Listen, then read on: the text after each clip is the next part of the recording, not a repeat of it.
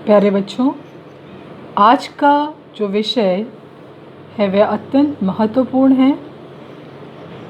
आपकी जो पाठ्य पुस्तक है 11वीं और 12वीं में आरोह और वितान, अंतरा और अंतराल, ऐच्छिक और आधार का जो पाठ्यक्रम में 2 पुस्तकें दी गई हैं, उनके अलावा एक अन्य पुस्तक है जिसका नाम है अभिव्यक्ति और माध्यम। अभिव्यक्ति भावों की, विचारों की जो को अभिव्यक्त करना। अभिव्यक्ति है विभिन्न प्रकार की जो विचार हैं, सूचनाएं हैं, उनकी अभिव्यक्ति। और माध्यम जो उस विचार को दूर दूर तक लोगों तक पहुंचाने का एक उपकरण बनते हैं, उन्हें माध्यम।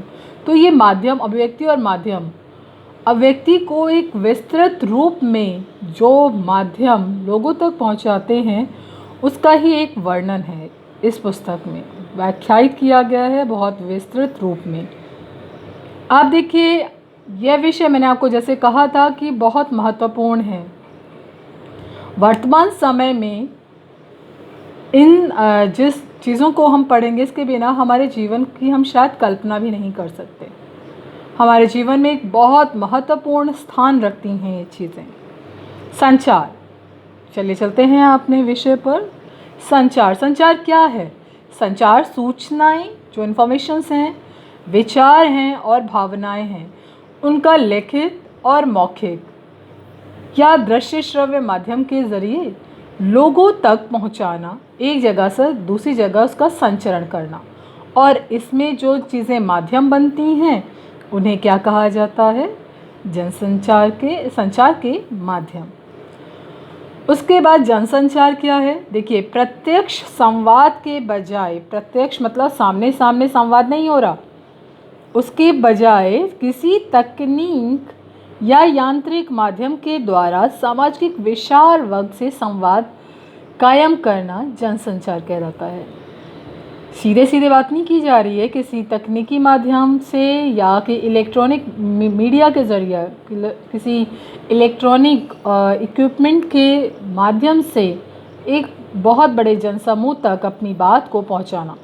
एक बहुत ही सरल उदाहरण अगर मैं दूं तो ये हम लोगों की रोज़मर्रा की ज़िंदगी का एक हिस्सा है। देखिए, जब से लॉकडाउन है तब से क्या हो रहा है, घर बैठ के आप पढ़ रहे हैं, आपके अध्यापक आपको किसी एक इलेक्ट्रॉनिक डिवाइस के माध्यम से, चाहे वो कंप्यूटर हो, फ़ोन हो या फिर आपका इंटरनेट है, इसके माध्यम से आप तक सारी सूचनाएं पहुंचा रहे हैं। पहुंचाने वाले कुछ लोग हैं, लेकिन जिन तक पहुंच रहे, एक जनसमूह तक वो चीज़ें पहुंच रही हैं।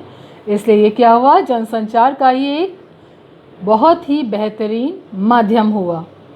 अब जनसंचार की अगर हम सीधे बात की जाए तो कौन कौन से माध्यम होते हैं? अखबार है, टीवी है, रेडियो है, इंटरनेट, सिनेमा आदि जनसंचार के माध्यम है। क्योंकि अखबार को पढ़ने वाले लोगों की संख्या बहुत अधिक है, रेडियो को सुनने वालों की। जनसमूह, एक विशाल समूह तक जब किसी बात को, किसी विचार को पहुंचाया जाता है और उसके लिए जो चीज़ें साधन बनती हैं वो जनसंचार कहलाती हैं। ठीक है। और फिर क्या है जनसंचार की विशेषताएं? मतलब जनसंचार के जो ये विभिन्न माध्यम है, अखबार, रेडियो, टेलीविज़न, इनको हम 2 भागों में बांटते हैं। एक क्या होता है? मुद्रित माध्यम, और एक है यांत्रिक माध्यम। मुद्रित मतलब प्रिंट, जिसे लिखित रूप में प्राप्त किया जाता है। तो उसमें क्या आते हैं? अखबार आते हैं, आपकी पत्र पत्रिकाएं आती हैं और किताबें आती हैं। ठीक है। और दूसरा आता है यांत्रिक में आपका रेडियो आता है, टेलीविज़न आता है, इंटरनेट आता है, फ़ोन आता है। जितने भी बिजली से चलने वाले उपकरण हैं वो सभी यांत्रिक माध्यम के अंतर्गत आते हैं, इलेक्ट्रॉनिक माध्यम के अंतर्गत आते हैं। तो हम इन्हें 2 रूप में बांट देते हैं, प्रिंट मीडिया और इलेक्ट्रॉनिक मीडिया। अब प्रिंट मीडिया जो अखबार है, जो पत्र पत्रिकाएं हैं, किताबें हैं, इनकी अब कुछ हानियाँ भी होती हैं, और जो इलेक्ट्रॉनिक मीडिया है उनकी भी कुछ हानियाँ हैं।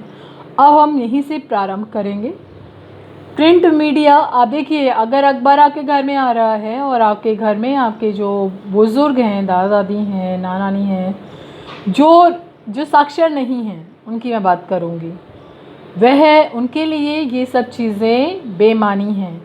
जिन्होंने क्लास 12th आधार के बच्चों को मैं बताना चाहूँगी, उन्होंने पढ़ा था चंपा काले काले अक्षर नहीं छीनती, कविता पढ़ी थी। उसमें आपने देखा था किस तरह से वो लड़की क्या कहती है, ये क्या करते रहते हो, अखबार मतलब एक कागज़ पर हमेशा अपने पेन से गोदते रहते हो। तो उनके लिए व्यर्थ की चीज़ है अखबार, पत्र पत्रिकाएं, क्योंकि उन्हें पढ़ना नहीं आता। तो प्रिंट मीडिया की सबसे बड़ी अगर हानि हम कहें या नुकसान कहें या कमी कहें तो वो क्या है, निरक्षरों के लिए ये व्यर्थ है की चीज़ है, उनके लिए किसी प्रकार से लाभकारी नहीं है। निरक्षरों के साथ साथ अगर हम दूसरा एक और वर्ग ले लें, नेत्रहीन, ठीक है ब्रेल होगा तो ब्रेल से उन्हें सूचनाएं मिल जाएंगी, लेकिन समाचार से तो नहीं मिलेंगी ना, समाचार पत्र से। तो नेत्रहीनों के लिए भी समाचार पत्र बेकार के हैं, व्यर्थ की चीज़ है। और वैसे ही अगर और दूसरी बात अगर हम देखें तो क्या है, अखबारों में या प्रिंट मीडिया में जो खबर होती है देश दुनिया की, अगली खबर के लिए पूरे 24 घंटे का इंतज़ार करना पड़ता है। सुबह न्यूज़पेपर छप के आ जाता है, फिर और जो खबरें हमें जाननी है, समझनी हैं, उसके लिए हमें पूरे 24 घंटे का इंतज़ार करना पड़ता है। तो ये क्या हुआ, प्रिंट मीडिया की एक बहुत बड़ी कमी हो गई। उसी तरह अब देखिए जो प्रिंट मीडिया की कमी है वही इलेक्ट्रॉनिक की खूबी है। क्यों, देखो जो साक्षर नहीं है लेकिन उन्हें देश दुनिया में क्या चल रहा है सब कुछ पता होता है। कैसे, टीवी के ज़रिए, रेडियो के ज़रिए और अपने फ़ोन के ज़रिए। अब ये क्या चीज़ है, प्रिंट मीडिया इलेक्ट्रॉनिक मीडिया के ज़रिए वो जो हैं सारी खबरों से रूबरू रहते हैं, सब चीज़ें उन्हें पता होती हैं, और इसलिए ये सबसे बड़ी खूबी है इलेक्ट्रॉनिक मीडिया की।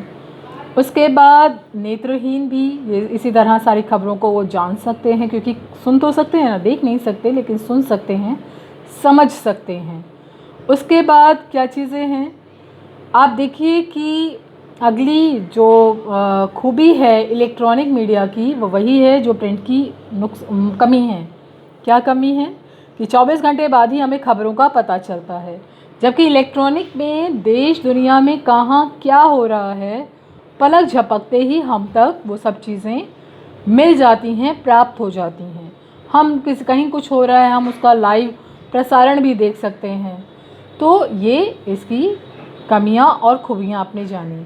अब प्रिंट मीडिया की खूबियां क्या हैं, तो देखिए प्रिंट मीडिया की खूबियां ये हैं कि प्रिंट मीडिया के द्वारा प्रिंट जो होती हैं चीज़ें उसे हम सहेज कर रख सकते हैं बहुत लंबे समय तक। आपका कहना होगा कि मैम हम तो इसे भी सहेज रखते हैं, जो कंप्यूटर में जो खबरें होती हैं उन्हें भी सेव किया जाता है, लेकिन अभी देखिए अगर सीधी सीधी बात की जाए तो अगर फाइल करप्ट हो जाए, वायरस आ जाता है, तो हम वो सब चीज़ें हमारा जो सारा डाटा है वो ख़राब हो जाता है। तो हम अगर सबसे बड़ी खूबी अगर हम प्रिंट की बोलें तो उसे सहेज के रखा जा सकता है। दूसरा, उसे एक स्थान से दूसरे स्थान लाना ले जाना बहुत सरल है। और तीसरी बात अगर हम कहें तो प्रिंट मीडिया हमेशा इलेक्ट्रॉनिक से बहुत सस्ता होता है, हर किसी की पहुंच में होता है।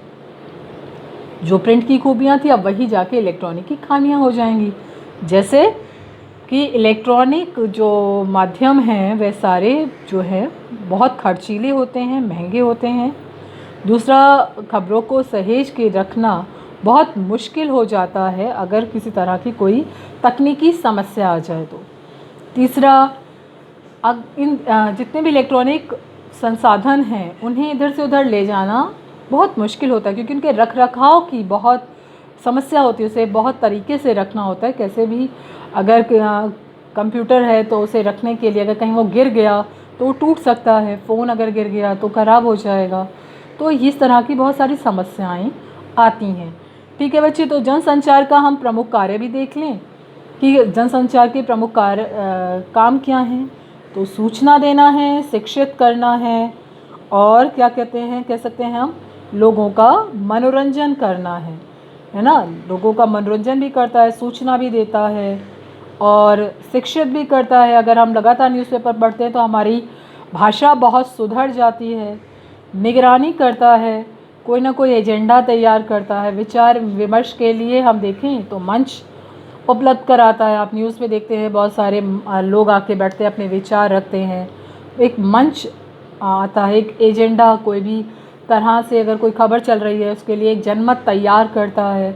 ठीक है, तो बहुत सारी चीज़ें हैं और इसके आगे की चर्चा हम अगली क्लास में करेंगे। धन्यवाद।